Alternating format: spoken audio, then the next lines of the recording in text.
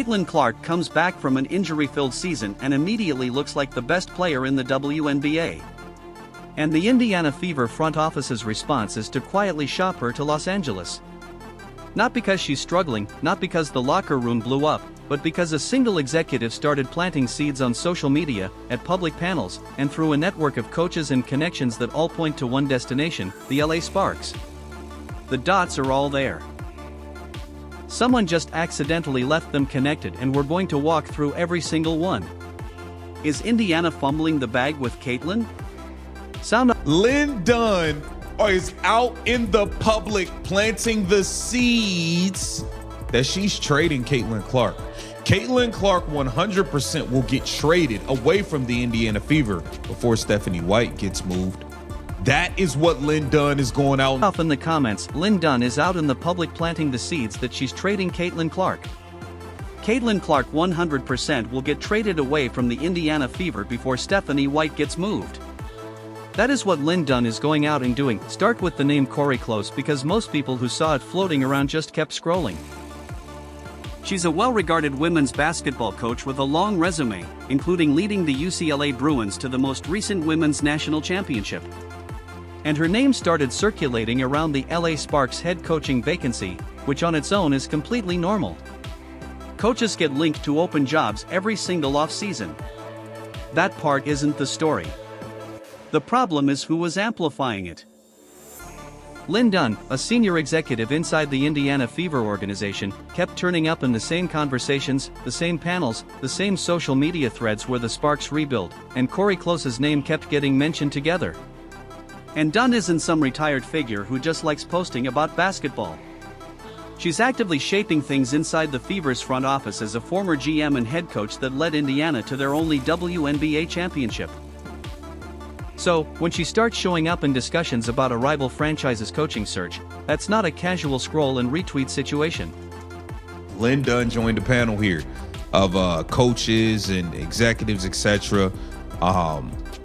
And she's planting the seeds in the ground that, I've had to make big decisions of getting rid of star players before. And it's tough when you got to make the decision to get rid of a star player, but sometimes it's what you have to do for culture. Lynn Dunn is planting the seeds, bro. Dan Dakich didn't come out of nowhere saying all of this stuff, y'all. The writing is on the... So, now you've got a Fever executive who's publicly tangled up in the coaching search of a franchise that everyone's whispering will acquire Caitlin Clark. That's not a coincidence you can just wave off and move on from. The leak itself is a pattern, and patterns are actually harder to deny than a single statement because you can't point to one moment and say that's been taken out of context. Dunn's retweets, her panel appearances, the web of professional relationships she's been maintaining publicly, all of it runs in one direction when you map it out. And because of her long-standing relationship with media personality Dan Dakich, who has openly confirmed he gets information directly from inside the Indiana Fever organization and who publicly declared, "Love Coach Dunn." Every one of her public moves got amplified to an audience that was already paying close attention to anything Fever-related. Dakich has been out there calling Clark a pain in the ass diva. He's been pushing the idea that Clark is a menace who hasn't won enough without the organization's system around her. And he's doing it with confirmed access to Fever insiders. So when Dunn goes on a panel called The Daily Coach and starts talking about how she once had to remove a superstar for cultural reasons, saying I had to let a superstar go one time for academic reasons and it was tough and she couldn't stand me. That lands differently knowing who she's connected to and what those connections have been saying publicly. Sometimes you've got to plop them out. Pick them out and let them go. When I go into an environment, when I go to evaluate a player or coach or whatever, I want to see, hear, and feel that culture. And so I think about sometimes culture is kind of like you have to plant it, you have to grow it, and you have to maintain it. And it's a little bit like a garden, sometimes you have to weed it. You may have some problems with some weeds taking over your culture and you have to plop them out and pick them out and let them go. Sometimes you gotta plop them out, pick them out, and let them go. Dunn also dropped a garden analogy on that same panel. And it wasn't subtle. She described how sometimes you have to eat a culture and that the toughest decision is moving a player because they don't fit into your culture that you've created, and it all goes back to behavior. She's not talking about a player from 15 years ago. Clark is the only superstar on this roster right now, so the audience for that comment isn't hard to figure out. What Dunn can't do is execute a trade by herself because owner Herb Simon and the GM structure sit above her. But she doesn't need to make the call directly when she can just keep dripping culture fit language into every public space she touches until the people above her start nodding along. It all goes back to behavior. That's probably the toughest thing, is when you have to let a player go, or trade a player, or cut a player, because they don't fit into your culture that you've created, and it all goes back to behavior. It all goes back to behavior. The toughest thing is when you got to trade a player, cut a player, and it all goes back to behavior. The toughest thing is when you've got to trade a player, cut a player, and it all goes back to behavior. Sophie Cunningham has been in this league long enough to know when she's watching a team get set up to fail. And when she went public about Indiana's defense, she wasn't frustrated and venting after a bad loss. She was describing something specific and structural, and she put it on record. What she actually said was this: "Something that's hurting us right now is we're only playing one defensive scheme, and in this league it's too good. You can't.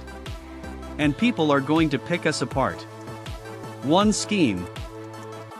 In a league where every coaching staff has full film on you by week 3, opponents don't even need to adjust because Indiana keeps running the same switch-heavy 1-to-5 look and getting carved up in the exact same spots game after game. The part that didn't get enough attention in the initial coverage is what Cunningham said next, because she wasn't just complaining about the current scheme. She confirmed the Fever had roughly 10 defensive looks in the playbook last season and aren't running them now. 10, so this isn't a team that lacks options. It's a team that's been narrowed down to one option. And when asked why, Cunningham was blunt about it. If you can't execute them, you can't do them. And if you can't do that, then you can't play. She also noted that even when the scheme is theoretically available, if only 3 players can execute it and the other 2 can't, the whole thing breaks down anyway. So, you've got a roster running one defensive gear because the coaching staff either won't or can't get the full group executing anything else. Raven Johnson and Michaela Timpson are younger players still absorbing a new system. And that learning curve is real, but the problem isn't that they need more time. The problem is that the one thing they're being taught only works when opponents don't know it's coming. And at this point, every team in the league knows exactly what Indiana is going to do. Through the first 8 games, Indiana's offense scored at 91.8 points per game, best in the league. The defense gave up 89.0, second worst. That gap isn't a talent problem.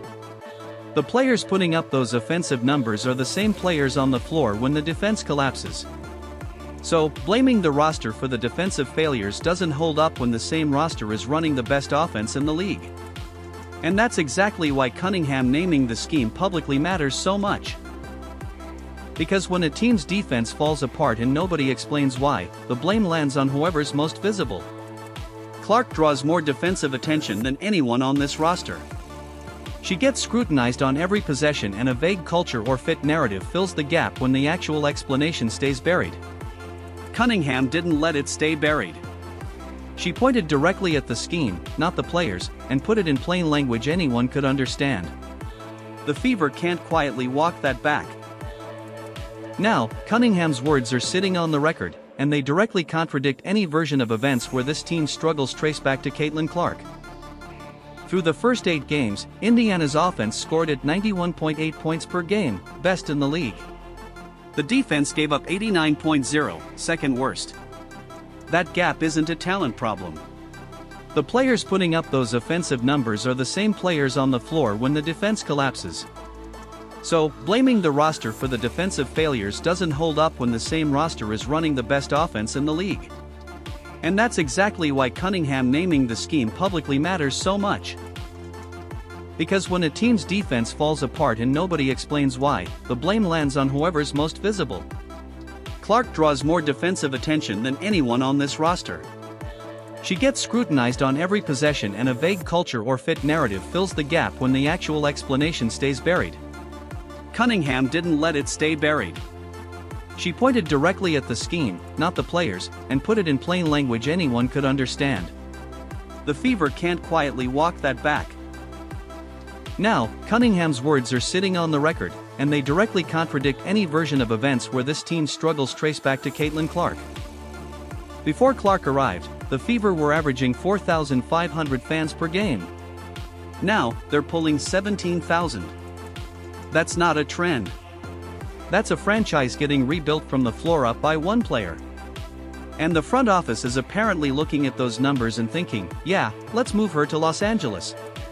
The production Clark put up coming back from a year out wasn't just good for someone returning from injury.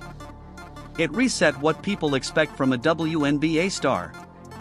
Full stop.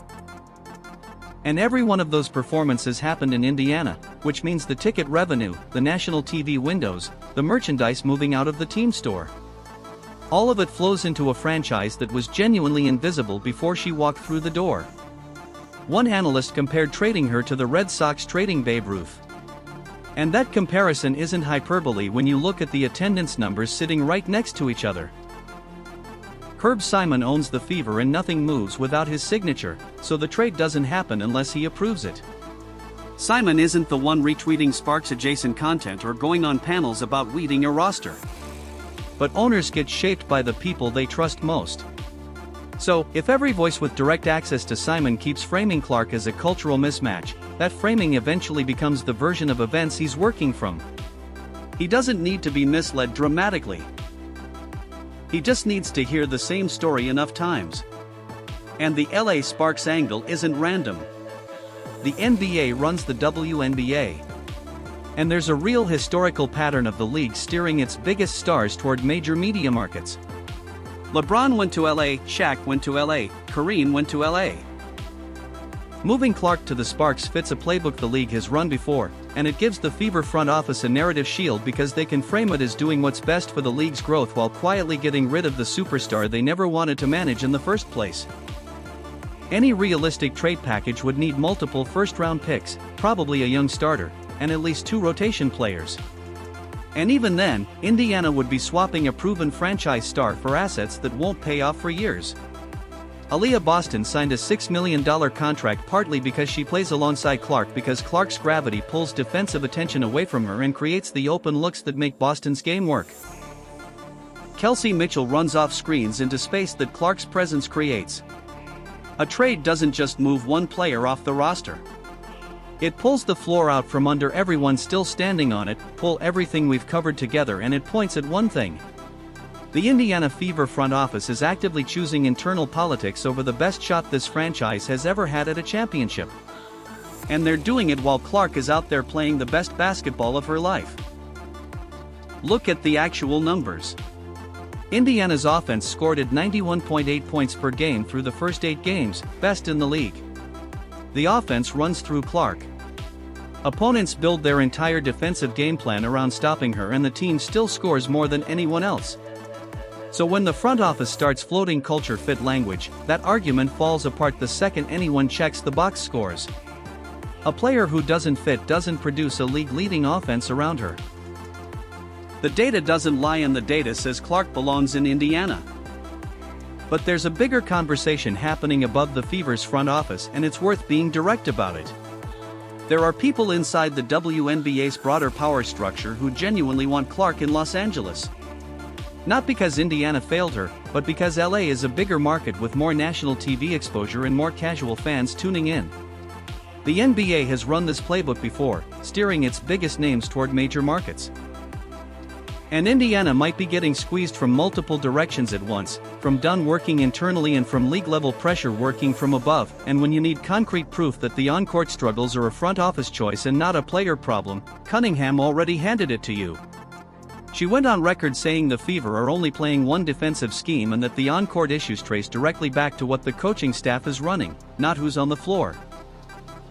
That quote sits right next to Lynn Dunn's social media trail pointing toward Los Angeles. And together they aren't ambiguous at all. A Fever fans showed up. They filled 17,000 seats when 4 years ago this franchise was drawing 4,500 people to a half-empty arena. They bought in on Clark, on Boston, on Mitchell, on this whole core.